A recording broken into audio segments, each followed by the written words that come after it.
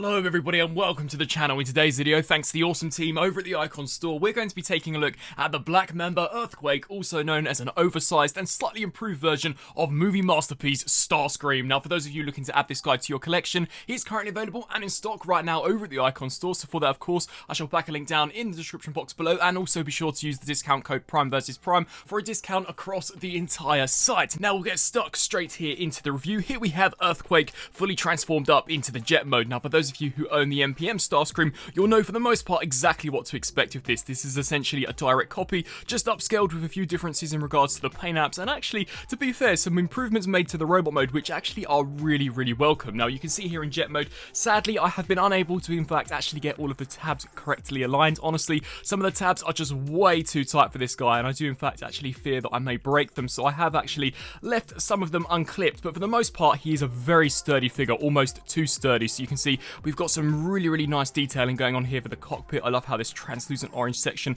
does come over the top, and you can see there's some really nice gunmetal detailing inside. You can see some fantastic sculpt work going along the side of the nose cone. As we actually take a look here from a bird's eye perspective, as per tradition with this mold in general, this has turned out really nicely. Upon actually getting this out of the package, I did find him to be slightly too dark. However, actually checking the jet that they used in the movie, this does appear pretty accurate. You can see how it is a lot darker when in comparison to the lighter shade of grey that we saw on the original Takara Tomy and Hasbro version, of which I'll bring out for a comparison in just a second. But you can see there's some nice camouflage details. Overall, it's very nicely done. You can also see there the USAF logo, which has been printed very nicely. And of course, if you weren't a fan of the undercarriage kibble that we got on the original masterpiece Starscream, then you definitely won't be a fan of it here. Although, once again, from a bird's eye perspective, it actually doesn't look too bad. Now, of course, he comes with the same landing gear that we saw on the original version, so you can in fact actually roll this guy along the ground if you so desired. And in regards to accessories, he actually comes with the exact same weapons that we saw previously, albeit this time painted a lot better. So of course here we've got the buzz blade.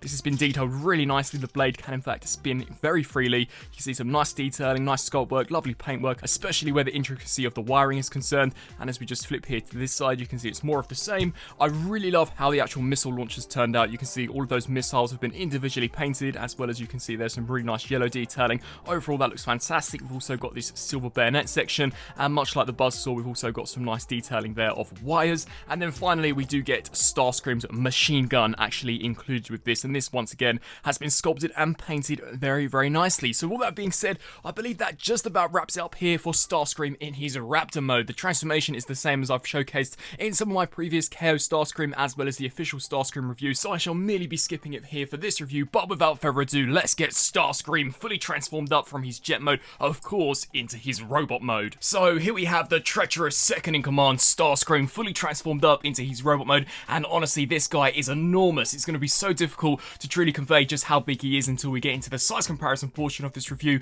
but with the actual enlargement in terms of scale, you truly are able to appreciate some of the minor details of which perhaps may have gone missed on some of the previous versions of this guy. Now, as we bring him in here for a closer look, the head sculpt is definitely one of those areas. This has never looked better. You can see this time completely painted out of this terrific metallic silver. You can see some really nice purple highlights, some nice gold there for the actual mouth section, as well as there for the nose, and the eye detailing actually isn't too bad either. Now, as we spin our attention down to the lower region, of course, Bay vs Starscream has a rather love and hate relationship with us fans, especially in regards to his design. He has arguably one of the most abstract Decepticon designs to ever actually grace the silver screen, but I personally have actually always quite liked this, especially where the intricacy is concerned. So you can see here for the detailing, that looks absolutely fantastic for this torso region. You can see some nice copper paint, really nice looking details going on for these shoulder sections. As we just spin our attention down to the arm, once more, much like the accessories, you can see some nice red wiring, some nice copper. Of course, we've got the machine gun attached here, and Black Mamba have in fact made a few adjustments to this mold which differ to the official version, such as we now have articulated knuckles, of which I'll demonstrate in just a second. As we spin our attention to this side, you can see very nicely done in terms of sculpt and detailing. They have also engineered a flap now, where you can essentially take this and collapse this along the back, as on the official version, if you'll recall, this did dangle down, which really ruined the silhouette from a front perspective. So that's now being completely abolished with this release. We can in fact actually collapse that, which is so much better. And then as we just turn our attention here to the back, you can see some very nice looking sculpt as well as paintwork. The entire foot section is created out of die cast, so despite him being incredibly top heavy, he's in fact actually able to get into quite a considerable amount of poses, which is awesome. And then as we just take a look here at these thrusters, you can see really nicely painted as well as sculpted, and I love that metallic blue that we've got going on there. Now, not only do we get improvements made to the knuckles as well as to the back section, but Black Mamba have in fact also included an LED function for Starscream's head. So if we just toggle this switch here on the back, you can see here it will illuminate both of those eyes a really piercing red. Now that looks fantastic. It really does bring him to life. If you've seen some of my previous reviews where I've taken a look at figures of which have electronics, I absolutely love this type of feature. It truly does bring these characters to life, and I think Starscream here is no exception. And of course, this is leagues above what we actually saw from the official version, where it was just merely a solid head. There was no LED function, and I don't even believe there was any light piping. So once again, very, very nicely done here. Now I won't bore you with the articulation, as it is exactly the same as the previous version. I'll merely just showcase here the differences for the hands. So